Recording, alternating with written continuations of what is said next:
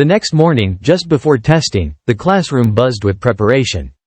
Smiley tried to get Prey's opinion on her situation, but Prey was distracted, laughing with a friend at lunchbox. They teased him because his laughter sounded like a foghorn, or someone with severe chronic bronchitis, coughing up blood.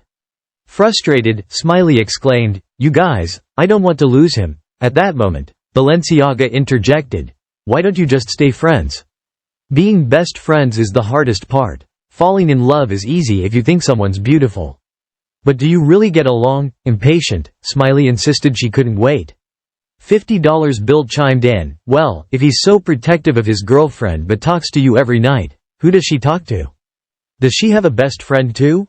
She suggested they discreetly find out if No Name was talking to anyone else. Firestar dismissively added, "I'm not looking. I only care that she's fat." The teacher, overhearing the commotion, intervened.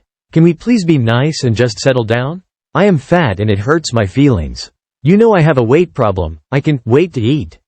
Super Athlete tried to ignore the chaos by plugging her ear with her fingers, while Firestar, impatient, began twisting her hair like she always does.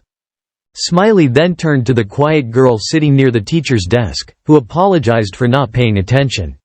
Meanwhile, Lunchbox was in the back, noisily eating Skittles, the sound reminiscent of crickets chirping or paper being crumpled, a noise that was driving everyone mad. Because he was sticking the bag in his mouth and using his mouth to pull each piece of candy out of the bag.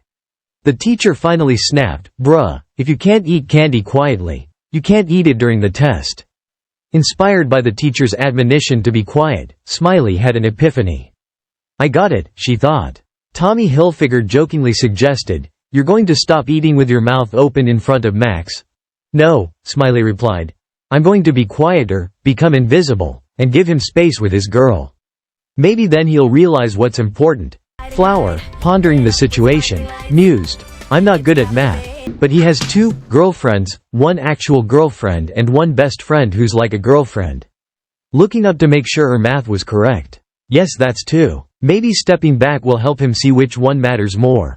Right now, he has the best of both worlds." "You're Luffy," engrossed in his anime book, exclaimed, "Holy cow, that's brilliant." Frozen then shared a thought. "When I was cleaning my room, while I was ironing my sheets on my bed, I watched a show called Married at First Sight on the TV. It's about getting to know someone without seeing them first. You already know you're attracted to Max. What you need to find out is if you're compatible without the other girl.